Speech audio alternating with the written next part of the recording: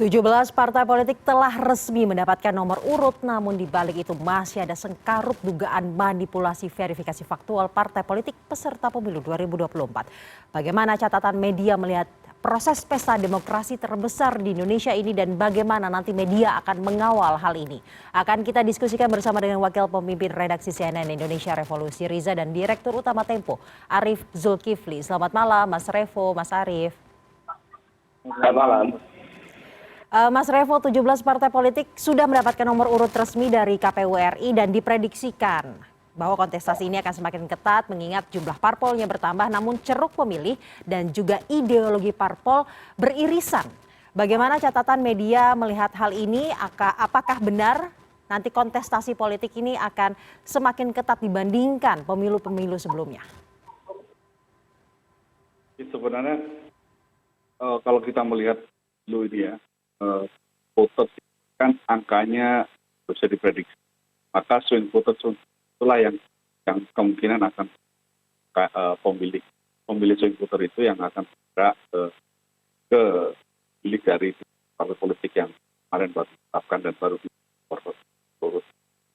Nah selain swing voters kan juga ada para pemilih mula yang juga lumayan, yang ini nantinya akan diberikan. Nah sementara sisanya biasanya sudah memiliki preferensi pilihan. Nah, sekarang PR dari para bukan PR ya, yang sekarang akan dilakukan oleh 17 partai politik peserta pemilu ini adalah memperebutkan swing dan para pemilih lain. Sementara kalau yang lain yang sekitar 34% itu sudah memiliki preferensi partai politik yang spesifik sejak sebelum. Nah, soal ketat atau tidak ketat, memang tergantung mana. Nah, ada beberapa wilayah, ada beberapa provinsi yang sebenarnya memiliki kecenderungan untuk votersnya tinggi. DKI Jakarta termasuk lumayan votersnya. Angka pemilihnya itu berbeda dari satu partai politik ke partai politik yang lain. Nah, beberapa provinsi, sebagian provinsi yang lain, misal seperti Jawa Tengah, Jawa Timur, Jawa Barat, itu relatif lebih stabil lah preferensi politik. Nah ini yang nanti akan kita lihat, banyak partai politik yang akan lolos threshold sehingga bisa mengirimkan wakilnya di Senayan setelah pemilu 2024. Nah kita semua nanti akan mengikutinya ya. Nanti apakah partai politik ini akan tetap atau nanti akan bertambah? Masih ada satu partai politik yang sudah ditetapkan dalam verifikasi administrasi, tapi dalam verifikasi faktual itu tidak lolos, yaitu Partai Umat, dan kita dengar kita juga akan melakukan banding. Kemudian juga dalam 1-2 hari terakhir ini kita juga mendengar ada temuan-temuan yang dikemukakan oleh koalisi masyarakat sipil, terutama oleh Indonesia Coronavirus Watch, yang menunjukkan bahwa ada kecurigaan penyalahgunaan rekayasa faktual. Ini tentunya nanti akan kita ikuti bersama apakah itu akan membuat konstelasi atau keikutsertaan partai politik akan berubah atau tidak, tapi ya akan kita cermati bersama. Baik, sebelum kita masuk ke membahas lebih dalam mengenai adanya dugaan rekayasa verifikasi faktual, saya mau ke Mas Arief terlebih dahulu. Seberapa besar nanti swing voter di pemilu 2024 yang tadi sudah diungkapkan oleh Mas Revo? Apakah swing voter ini begitu besar sehingga bisa menentukan nanti di 2024 atau seperti apa, Mas Arief? Ya, saya kira ada beberapa isu ya yang mesti kita perhatikan menyusul dikeluarkannya 17 partai, diumumkannya 17 partai yang lolos verifikasi. Pertama adalah apa yang dikatakan oleh ICW di pengantar dari diskusi ini, yaitu ada kecurangan atau potensi kecurangan yang dilakukan oleh KPU pusat dengan meloloskan setidaknya 3 partai politik yang sebetulnya diduga tidak sesuai ya, atau tidak mungkin tidak bisa lolos karena tidak memenuhi syarat-syarat tertentu begitu. Nah ada gugatan, dan saya kira ini akan mencederai proses pemilihan ke depannya. Jadi bayangkan kalau partai-partai yang dimaksud tadi ternyata mendapatkan suara yang signifikan, atau dia mendapatkan suara yang diduga itu sebetulnya adalah bisa diambil oleh partai lain gitu. Nah, karena Anda tadi bicara swing voter juga pasti akan ke sana arahnya. Jadi akan ada, walaupun saya kira mungkin tidak pembatalan, tapi akan ada kepercayaan yang cedera. Jadi kredibilitas dari pemilu 2024 akan punya tantangan yang serius. Itu satu. Yang kedua menurut saya adalah betul sekali kalau dikatakan 17 partai ini praktis tidak bisa kita bedakan secara ideologi, visi maupun misi gitu. Jadi semua sama aja. Partai-partai saya kira dalam beberapa pemilu terakhir memang belum berhasil mengidentifikasikan dirinya perihal apa yang sebetulnya sedang mereka perjuangkan. Dulu kita mengenal ada partai nasionalis dan ada partai agama. Tapi kita tahu bahwa pada akhirnya yang nasionalis pun merangkul kelompok atau pemilih yang berbasiskan sentimen agama, begitu juga sebaliknya. Jadi sebenarnya nggak ada bedanya. Dan ini semakin kelihatan lagi ketika partai-partai itu berancang-ancang atau malah sebagian sudah masuk untuk mengejar calon presiden tertentu yang elektabilitasnya tinggi untuk mengejar apa yang disebut dengan efek ekor jas. Jadi dia merapat ke parpol begitu, tujuannya apa? Tujuannya agar partainya mendapatkan efek ekor jas, yaitu dia mendapatkan suara yang signifikan sehingga mereka dapat kursi lebih banyak di parlemen ya, mau pusat maupun daerah. Nah artinya apa? Artinya kan sebetulnya kita tidak bicara tentang ideologi. Saya udah nggak tahu lagi misalnya kalau saya kepengen partai yang progresif dalam hal pajak misalnya, atau konservatif dalam hal pajak, saya mesti milih siapa? Nggak bisa. Dan partai-partai saya kira menghindar untuk membahas itu. Kalau saya mau bicara tentang perlindungan terhadap kelompok rentan misalnya ya, difabel, LGBT misalnya begitu, itu partai apa yang memperjuangkan? Saya kira nggak ada yang mau sekarang ngomongin isu-isu seperti itu. Padahal isu-isu itu penting untuk bisa membedakan secara distintif partai satu dengan partai yang lain. Saya kira itu. Baik Mas Arief, tadi juga menyinggung mengenai adanya dugaan kecurangan yang diduga dilakukan oleh KPU Pusat. Saya mau ke Mas Revo. Mas Revo, bagaimana media melihat hal ini? Kemudian bagaimana kita media harus mengawal agar tantangan kredibilitas yang tadi disinggung oleh Mas Arief tidak begitu besar lah tantangannya nanti di pemilu 2024? Ya, hari ini Sekretariat Jenderal KPU melakukan bantahan. Nah, tapi kan bantahan ini perlu dan lagi secara lebih detail ya. Pihak yang memberikan harus memberikan buktinya dan melaporkannya, entah itu ke sebutan Majelis Etik atau Badan Kehormatan di KPU ini, atau ke parlemen gitu, untuk menindaklanjuti dari atau PT UN. Nah, artinya nanti akan ada ketetapan hukum yang tetap terkait dengan, kalau enggak ya hanya menjadi isu satu menuduh dan yang satu membantah. Tapi yang jelas partai politik namanya itu tentu yang seperti tadi disampaikan oleh Zulkifli itu akan berkurang kredibilitasnya. Nah ini yang sekarang harus dilakukan gitu ya. Apakah si masyarakat sipil atau IPW ini akan melaporkannya sehingga sangkaan atau tuduhan yang disampaikan itu memiliki ketetapan hukum. Kalau enggak, dan menjadi dugaan. Nah ini yang tentunya sekarang lagi kita cermati bersama ya dalam satu ke depan inilah. Sebenarnya setelah kemarin dan hari ini isu tentang ini mencuat. Baik, kemudian proses hukum harus berlangsung dan berjalan agar kemudian tidak begitu mencederai pesta demokrasi. Mas Arief tadi menyatakan bahwa dianalisa atau diduga ujungnya nggak sampai pembatalan lah. Namun analisanya ujungnya sampai mana nih kalau misalkan nggak sampai pembatalan? Mas Arief. Iya, kalau menurut saya kan prosesnya masih berlangsung dan ada tenggat-tenggat yang mesti dipenuhi ya. Saya kira itu di dalam peraturan di Undang-Undang Pemilu juga cukup jelas.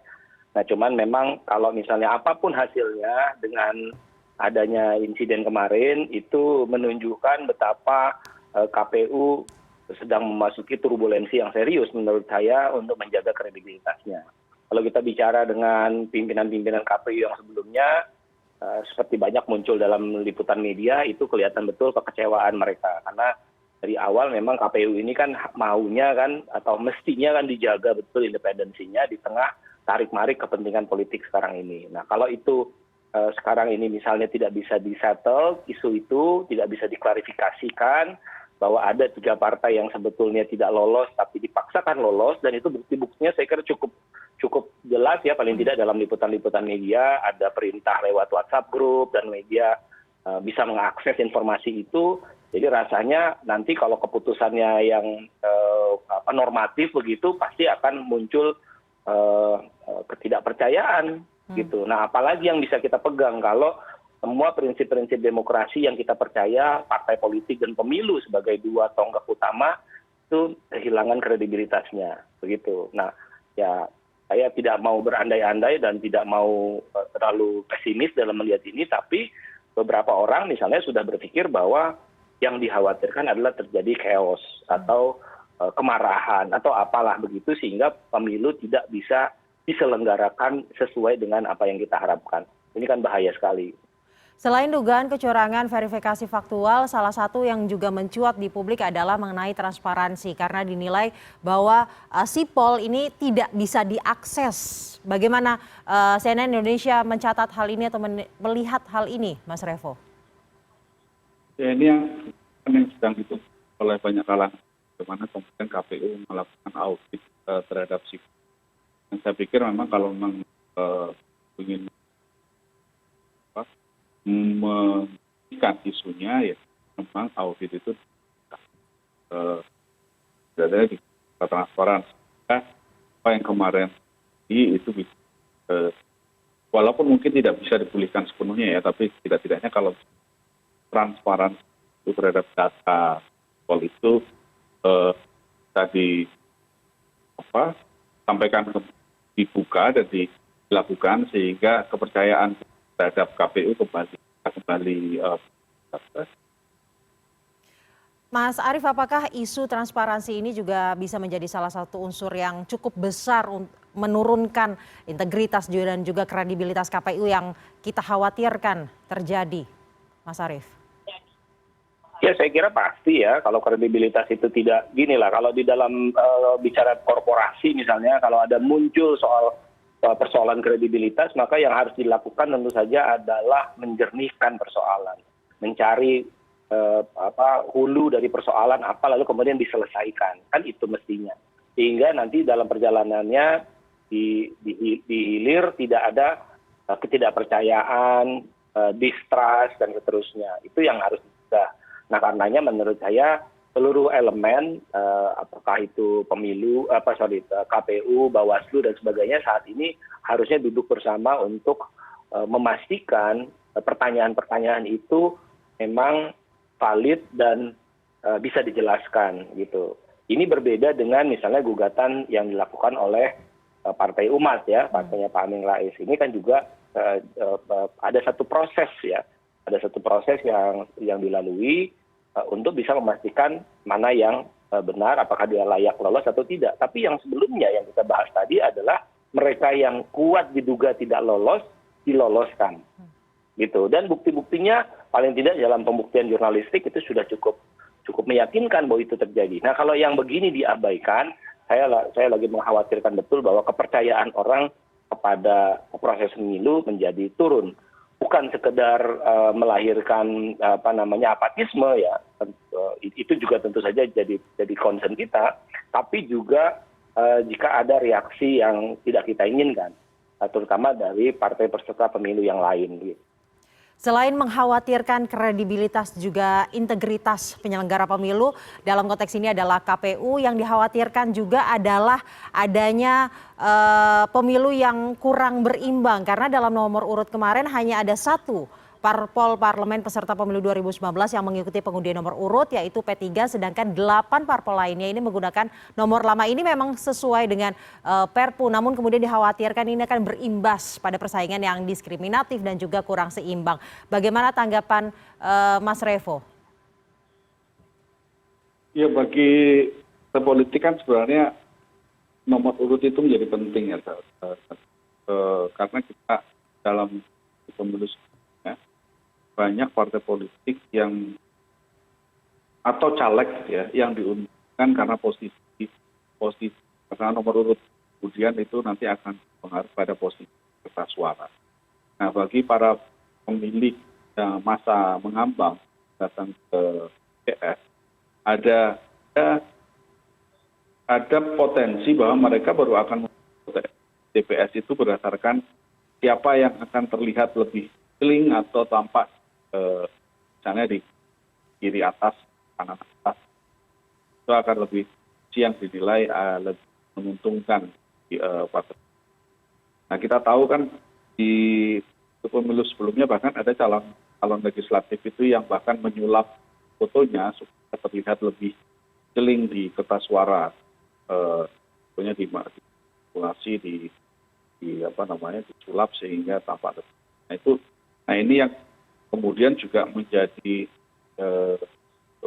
ketika partai politik itu sudah ditentukan karena nomor-nomornya. Apakah itu nomornya memang yang diharapkan karena berkaitan juga dengan misalnya simbol atau slogan dari pemilu sebelumnya tidak berubah, meripal dari slogan-slogan atau sebelumnya. Tapi buat partai-partai politik baru tentu ini adalah hal yang lebih challenging bagi mereka karena mereka tentunya harus kampanye akan menjadi lebih berat ketimbang partai politik. Tapi memang konsekuensi dari sebuah partai politik baru. Memang idealnya adalah di semuanya baru sehingga semua pada posisi yang tetap yang sebuah konsentrasi. Tapi bagi partai politik yang sudah established tentu mereka datang ya pasti akan tetap karena mereka kan sudah melalui darah-darah di ini memang ya itu ininya lah saja poin lebih ya. Tapi saya pikir ini nanti yang akan dihadapi dan rasa-rasanya partai politik nanti akan terus menemukan caranya sendiri lah. Baik. Terakhir saya mau meminta tanggapan Mas Arief terkait hal ini, pendek saja Mas, mengenai nomor urut ini Mas. Ya, saya kira kan nomor urut ini kan tidak bisa dipisahkan dari branding ya. Jadi partai-partai yang udah lama tentu saja dia mengharapkan pakai nomor yang sudah ada, yang sudah dipakai pada pemilu sebelumnya. Dan ini menyangkut branding begitu, misalnya sapaan, lalu kemudian acungan jari dalam periode kampanye, itu kan dia kepengennya tetap gitu.